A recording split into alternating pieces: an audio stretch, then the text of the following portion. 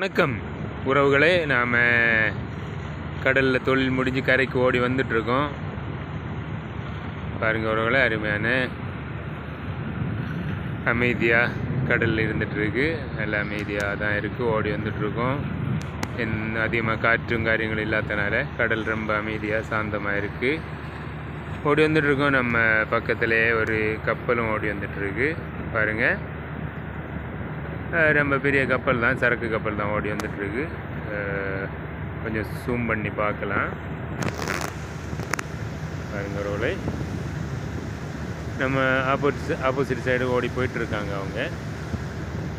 நாம் அவங்கள தாண்டி போக போகிறோம். நாம் போக வேண்டிய இடம் இங்கே தான், தோகா போர்ட்டு தான், போர்ட் சீசனு தான் போயிட்டுருக்கோம். நாம் இந்த ஏரியாவுக்கு தான் போகணும். போயிட்டுருக்கோம். அங்கே ரொம்ப தூரமாக எல்லாம் தெரியலை.